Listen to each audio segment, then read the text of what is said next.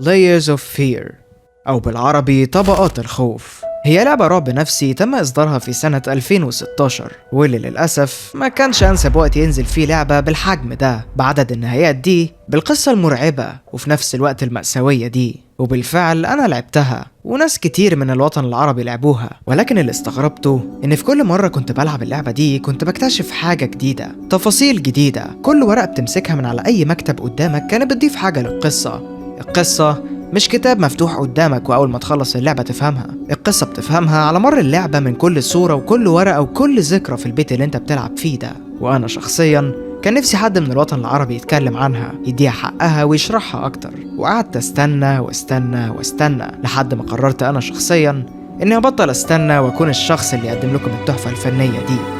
Layers of Fear.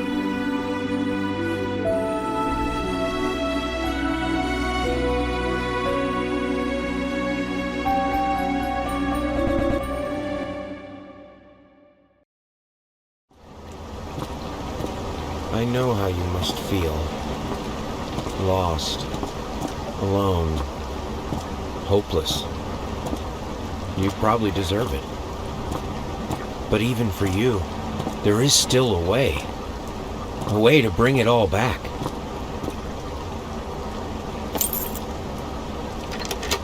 The one precious thing you ever truly desired. Finish it. دي كانت أول كلمات نسمعها من الرسام The Painter، فنان عنده كارير لا يستهان بيه، وهو داخل بيته الضخم الفارغ ده على أمل إنه يحقق هدفه الأخير والوحيد، وهو إنه يكمل آخر تحفة فنية ليه. البيت بالألوان الباهتة بالبهدلة والإضاءة اللي فيه قرب ينطق ويقولك إنه الحياة فيه انتهت من فترة طويلة. تبص على اليمين تلاقي جزمة طفلة صغيرة مش موجودة في البيت، تبص على الشمال تلاقي أغراض كلب برضو مش موجود في البيت. هنعرف تفاصيل الناس اللي ذكرياتها مرمية في البيت في كل حتة دي، ولكن مع مرور الأحداث. أول ورقة بنلاقيها على الترابيزة لما ندخل مفادها إن الرسام أكتر من مرة يتصل بشركة إبادة القوارض، ولما بيوصلوا مش بيلاقوا ولا فار في البيت، ولكنه كان بيكمل وبيتواصل معهم تاني وبيشتمهم وبيتهمهم انهم مش بيشوفوا شغلهم كويس، وعشان كده كتبوا له الرسالة اللي بلهجة حادة دي كتحذير ليه انه يبطل يكلمهم. ومن الرسالة دي نستنتج انه غالبا الرسام الوحيد هو اللي شايف الفيران دي. وفي صندوق على شمالنا بنلاقي مقالة من جريدة تتكلم عن الرسام بتمدح فيه، بل وكمان شبهوه بليوناردو دافنشي، وقالوا انهم متوقعين انه هيعمل ثورة جديدة في عالم الفن باسلوبه المختلف وبالطريقة اللي ابهر بيها كل نقاد المجال. وفي آخر المقالة بيقولوا إنه حضر حدث مميز في شركة خطيبته الجميلة. وهنا نتعرف على شخصيتنا التانية الزوجة، ومن هنا نبدأ نسرع الوتيرة شوية. عن طريق استكشافنا في البيت بكل مكان فيه بنعرف إن الزوجة هي كمان فنانة، ولكنها بتقدم موسيقى. وسرعان ما تقابلوا هي والرسام سرعان ما حبوا بعض، اتجوزوا هما الاتنين وخلفوا طفلة. وبنلاقي ملاحظات في أنحاء البيت بيتواصلوا بيها الرسام والزوجة مع بعض، وده لو بيدل على شيء بيدل على إنه في فترة الرسائل دي العيلة ما كانتش في أحسن وضع، لدرجة إنهم حرفيا بيكلموا بعض بالرسائل. وفي الحمام في ورقة طلبية لطرف صناعي رجل، لأن الرسام خسر رجله في الحرب، وده يفسر العرجة اللي بنلاحظها لما بنمشي في اللعبة. وفي أوضة النوم فوق بنلاقي ورقة بتتكلم عن حادثة حريقة. الحريقة كانت في مول واتصاب فيها ناس كتيرة جدا، ناس اتشوهت وبقى عندها إصابات دائمة، وخلينا فاكرين الحادثة دي لأنها من أكبر نقط تغير القصة بعدين. لحد دلوقتي كل المعلومات اللي عرفناها دي هي بس من مجرد إننا بنتمشى في البيت ونستكشفه قبل ما نبدأ اللعبة، ولكن اللعبة الحقيقية بتبدأ لما بناخد مفتاح الورشة من المكتب وننزل الورشة.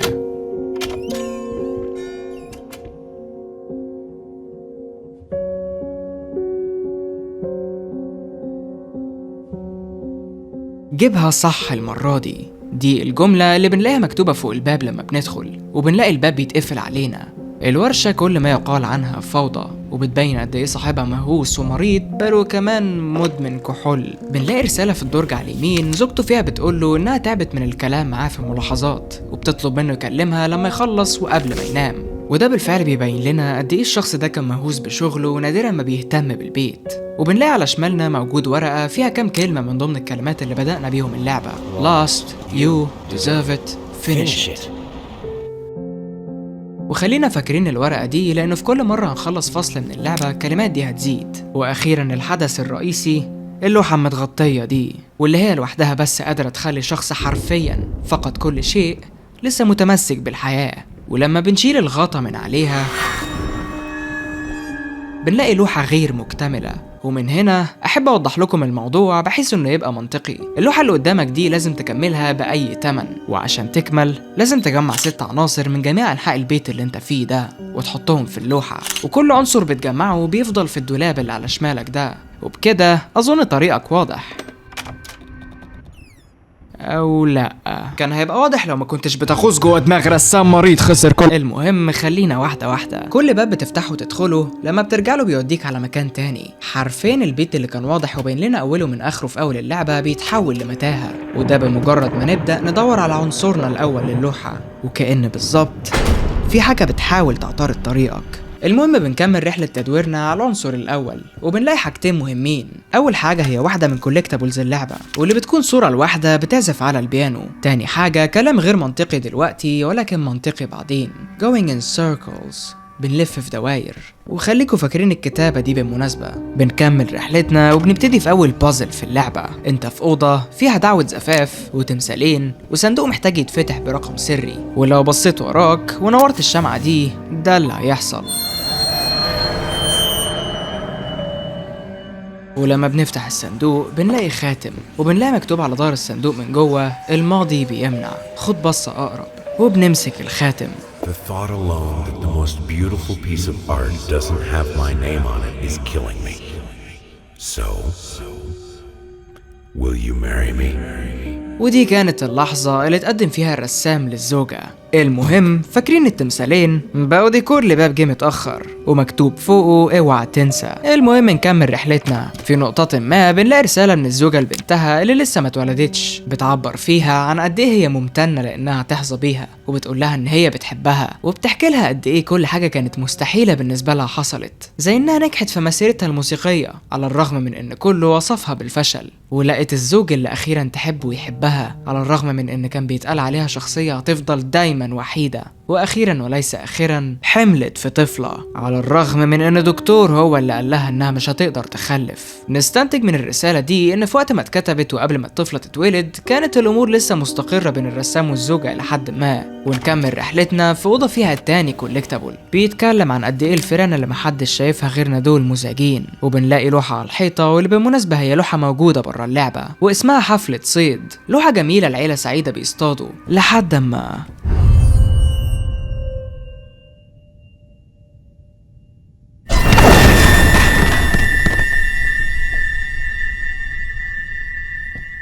زي ما بقولك كده اللوحة بقت مشوهة والعيلة كلهم ماتوا. كالعادة بنفتح الباب بنلاقي نفسنا في أوضة جديدة تماما غير اللي جينا منها، بس المرة دي في رسالة مهمة عايز أشاركها معاكم، وهي رسالة من صاحب الرسام توماس كولدويل. بيقوله فيها أنا مش عايزك تقلق من أي حاجة يا صاحبي، هي النسوان كلها كده، بمجرد ما بتخلف أول طفل بتبقى هي نفسها مش فاهمة هي مالها، الهرمونات ليها دور كبير في الموضوع، أنت بس خليك معاها وحسسها إنها مش لوحدها وهي هتبقى تمام. الرسالة دي بتقول كذا حاجة بطريقة غير مباشرة، زي إن الزوجة بعد ما خلفت اتغيرت ودخلت على مرحلة شبيهة بالاكتئاب، ده إذا ما كانش اكتئاب فعلا. وآخر حتة في الرسالة هي الأهم، خليك معاها وحسسها إن هي مش لوحدها، مش لوحدها. أظن مش محتاج شرح أكتر من كده. بالنسبة لشخص كان عايش مع مراته في نفس البيت بيتكلموا حرفيا بالملاحظات. نهاية الفصل بتقرب، وعلى اسم اللعبة طبقات الخوف بتشتد، على الرغم اننا لسه في اول طبقة. بنمشي في ممر بنسمع فيه صوت الزوجة بتعيط، ولكن مصدر الصوت بيكون مقفول. انا شخصيا كلاعب راودني في اللحظة دي احساس انه لو اقدر ادخل اواسيها هدخل، وانا فاكر كويس انه في اول مرة العب اللعبة حاولت ادخل الباب ده، ولكن للاسف الباب مقفول. ولما بنلتفت ورانا بنسمع صوت مألوف، صوت الهمس اللي في ودانا ده، اللي في كل مرة بيشير لان في ذكرى قريبة مننا. Hello. It's about time for us to talk, don't you think? I mean, I've seen you in my house so many times, and yet I could never find the courage to face you directly. Not until now.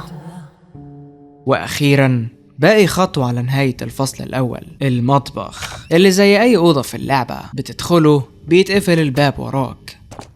الوضع بيبدأ يكون مش مريح، مفيش موسيقى تفاح بيبدأ يقع من لوحة مليانة تفاح.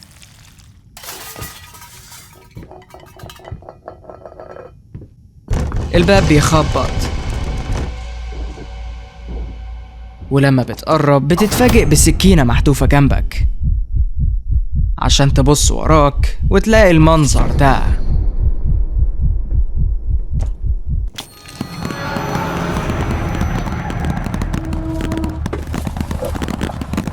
والتفاح اللي في اللوحة يخلص ويطلع منها أول عنصر. First, I looked for a canvas.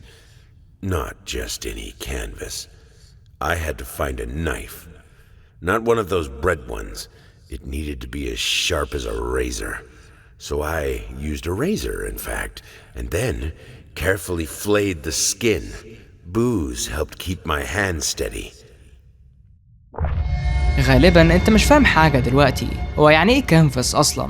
هو انا كمان ما كنتش عارف، بس بعد بحث سريع عرفت ان الكانفاس ده هو اساس اللوحة اللي بنرسم عليه، وبيستخدم غالبا في اللوحات اللي بتترسم بالالوان الزيتية. بس لحظة، هو ده جيل؟ عامة اتجاهنا الجاي الأوضح من الشمس هو الباب المنور ده، واللي على غير المتوقع بيرجعنا الورشة اللي بنلاقي فيها الكوليكتابلز اللي جمعناها في الكتاب ده وعلى الحيطة دي. وبنلاقي على الأرض رسالة شبه مخفية بتقول خليك فاكر انت محترف. الموضوع بس في أول كام خط في اللوحة، ايه الصعب في كده؟ ونروح للورقة اللي قلتلكم خليكم فاكرينها، بنلاقي اتضاف لها hate even now، ولكن لسه الرسالة مش منطقية وملهاش ملامح. وأخيرا بنضيف أول عنصر عشان نكون اللوحة.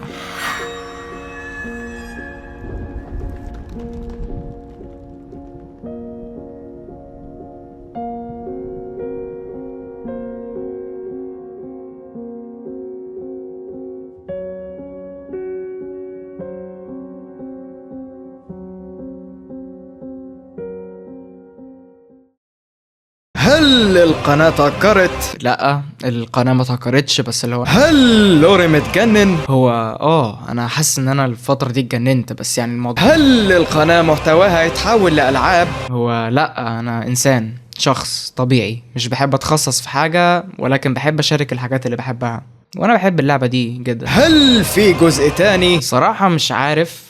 فكرة السلسلة او الفيديو ده كانت في دماغي بقالها سنة كاملة، وانا لقيت انه القناة ماتت وبقالي كتير غايب، فقلت ليه ما اشتغلش عليها. بس لحد دلوقتي انا مقرر ان الفيديو لو جاب دعم انا هكمل شغل على السلسلة دي، واللي هتكون 6 حلقات بالمناسبة لو اشتغلت عليها. هل اشتركت في القناة وفعلت زر الجرس؟ هل كنت عارف ان احنا فاضل لنا 100 مشترك ونوصل ل10,000؟ بجد بعيدا عن اي حاجة انا بعتذر على التأخير، لكن للأسف انا في ثالثة ثانوي، فاتمنى تعذروني وتقدروا ان بجد الفيديو ده انا اشتغلت عليه شغل فظيع، واشتغل شغل فظيع اكتر لو لقيت تشجيع منكم. بجد شكرا على دعمكم، سواء دعم الفتره دي حلو او وحش. مبسوط انه في حد اشترك بكامل ارادته. كان معاكم لوريم او خالد، ما تنساش تقولي رايك في الفيديو في التعليقات، واتمنى يكون الفيديو عجبك، ويلا سلام. هل لا كفايه